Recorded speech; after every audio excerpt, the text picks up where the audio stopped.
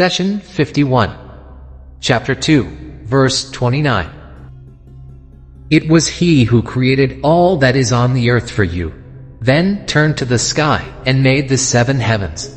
It is He who has knowledge of all things. Chapter 2, Verse 29. Now He turns our attention to the fact that whatever exists on earth also belongs to Him. You and I do not have true ownership of our belongings and private property. Rather, all these things are under our temporary custody, and everything will eventually change hands and be the property of someone else. God blessed us with the great bounty of life. However, the gift of life is in need of constant nourishment and care in order to survive and thrive.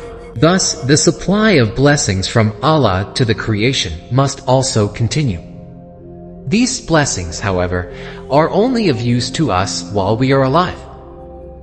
Always keep in mind that the things around you are subjected to your will and are here for your service.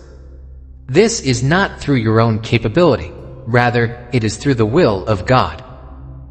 Once death overtakes you, you can no longer benefit from the things around you. Make sure to use these bounties in accordance to God's guidance, as you will be asked about them on the Day of Judgment. Let's turn our attention to the word created. God says, I did not call them to witness the creation of the heavens and the earth, nor their own creation. I would not take as helpers those who lead others astray. Chapter 18, verse 51. None of us witnessed the creation of the universe. And since we did not witness the creation of the heavens, earth, or the creation of ourselves, we should take this information from the Creator Himself. Whatever comes to us from a source other than God is misguidance and falsehood. Nowadays, there are many researchers who present their view on the creation of the heavens, earth, and humans. All these views are mere theories, many of them contradictory, and cannot compete with reality. God says, referring to those who mislead others, I would not take as helpers those who lead others astray. Weak and speculative narratives are not the same as reality. Keep in mind that while we may not understand creation, we can still fully benefit from it. This is similar to how you benefit from the electricity at your house, even if you do not fully understand how it works. Likewise, our lack of knowledge about the process of God's creation does not deprive us from reaping the benefits of the universe. Our lack of precise knowledge does not harm or decrease our benefit. It is by God's command that the universe is subjected to serve and not to rebel against mankind. The first question that comes to mind is, how about all the natural disasters that happen? How about the floods, volcanic eruptions, tsunamis, and so on? We answer that these rare events are meant to remind us that the earth is not subjugated by our own power, technology, or intelligence.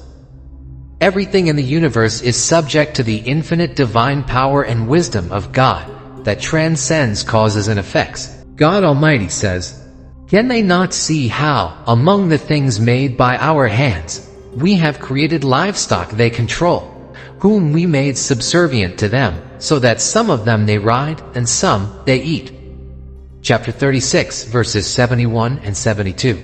Ironically, you see that animals have perceptions beyond our own. Many sense the coming of an earthquake, for example, before it occurs. They flee the area to safety, while man, with his superior intelligence, is completely unaware. The phrase, all that is on earth, encompasses all life forms, materials, objects, and even what we human beings have invented and manufactured. Mankind has not created anything from non-existence. Rather, we use the materials available to us to produce and build things. For example, let's consider a grain of wheat. Where did we bring it from? Surely it came from last year's harvest. And where did last year's harvest come from? From the harvest of the year before, and so on. This sequence continues until we reach the very first grain of wheat, which came directly from Allah. Even those crops that are engineered or came to be through the process of evolution all started from God's creation. The same logic applies to human beings. Our lineage reaches back to the first male and female created by God. Everything began with Him Almighty. Wasn't all of modern life our own creation? Well, the answer is simply no. We, as a species, have used the intellect given to us by God to shape the materials created by God into new forms and inventions. We have yet to make something from nothing. God, on the other hand, is the one who creates from nothing and sets the laws for multiplication and procreation. God says, "Consider the seeds you sow in the ground. Is it you who make it germinate, or are we the germinator? If we wished, we could have made it broken stubble. You would then be left devoid of crops, distraught." Chapter 56, verse 63 through 66. It is true that a farmer plows the ground and sows the seeds. He or she may even take extensive care of the plant, develop irrigation methods, and use fertilizers and other such chemicals for optimum crop. But none of these actions create the actual plant from scratch. After all, do we plant our crops in an earth that is not a creation of God? Do we water our crops with water other than the one God poured from the sky? These are many things that we have discovered, and many more still hidden in this universe that we have yet to discover.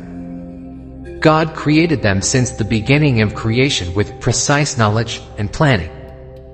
They remain concealed in the universe until God reveals their secret to those people who are searching. Take, for example, whatever exists underground of raw materials and treasures. We did not invent or create oil or minerals. Rather, these blessings remained undiscovered until the time came for them to play their role in life. Allah created and deposited all the elements in exact proportion as needed to sustain and advance life until the last day.